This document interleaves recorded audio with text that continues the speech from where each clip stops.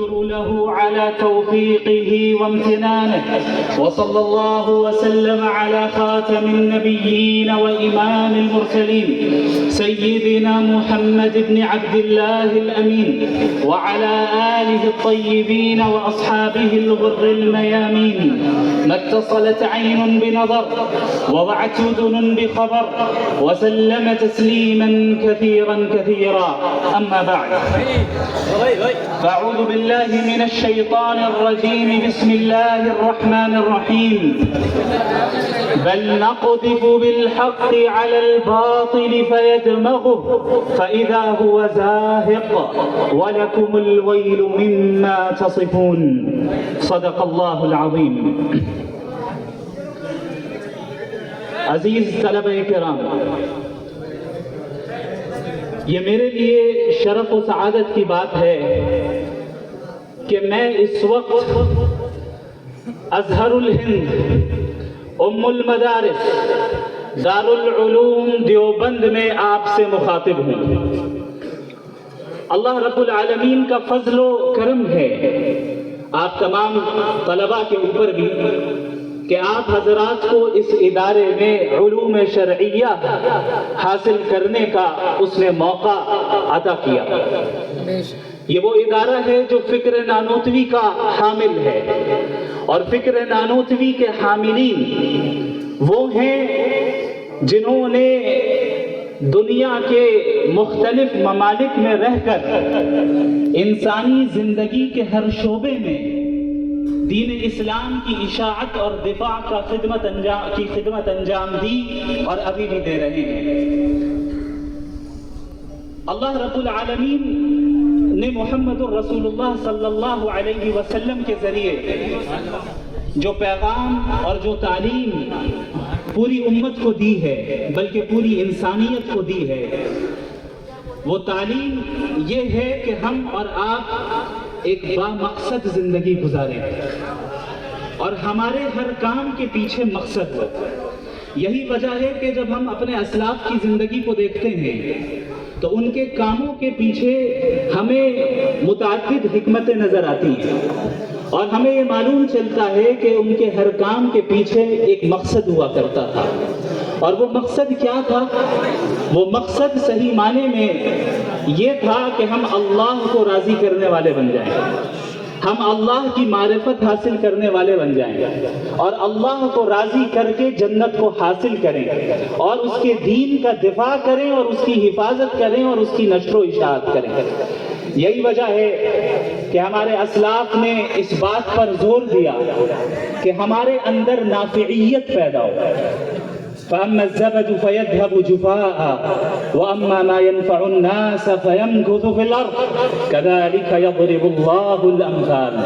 کہ جو جھاگ ہے وہ ختم ہو جاتا ہے، لیکن جس کے اندر نافعیت ہے وہ باقی رہتا ہے، اور اللہ اسی طرح مثالیں دیتا ہے. حضرت مولانا ابو الحسن علی الحسنی الندوی رحمۃ اللہ علیہ نے اس آیت کے ضمن میں یہ فرمایا کہ ڈاروینین ایولیوشن کے ماننے والوں کے نزدیک بقائے اصلاح کا قانون ہے، اور جبکہ قرآن کریم نے جو اصول پیش کیا وہ یہ ہے کہ بقائے انفع کا قانون پیش کیا کہ اس دنیا میں وہ باقی رہے گا جو زیادہ نفع بخش ہوگا، اس دنیا میں وہ باقی رہے گا جس سے لوگوں کو نفع پہنچے گا. لہٰذا اگر ہم نے اور آپ نے اپنے اندر نافعیت کو پیدا کیا جس کے ذریعے تمام انسانوں کو نفع پہنچے، تو یاد رکھیے باقی آپ ہی رہیں گے، باقی آپ ہی رہیں گے. یہ اللہ کا قانون ہے، یہ اللہ کی سنت ہے، یہ قرآن کا اعلان ہے. لہٰذا اس بات کا عزم کرنا ہے ہم سب کو کہ ہم اور آپ اسلام کی حفاظت کی خدمت انجام دیں گے، اور ہر زمانے میں جتنے نئے فتنے اٹھیں کبھی ان فتنوں سے ہم مرعوب نہیں ہوں گے.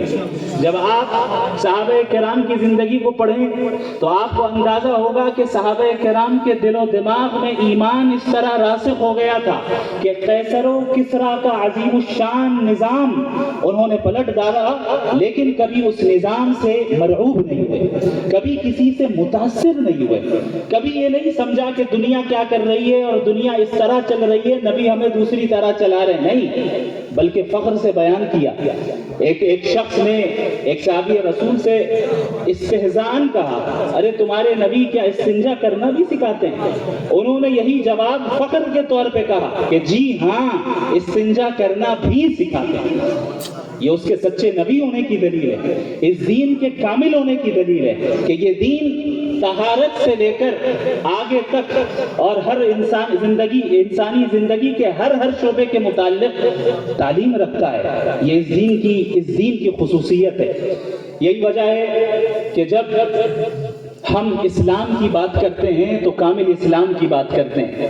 اسلام کا مطلب یہ نہیں کہ ہم صرف نماز روزہ رکھنے والے بن جائیں, بلکہ اسلام یہ ہے کہ ہمارا ورلڈ ویو اسلامی ہو جائے. ہم ہر چیز اسلام کے مطابق کریں, چاہے ہم زندگی کے کسی بھی مرحلے میں کیوں نہ ہو.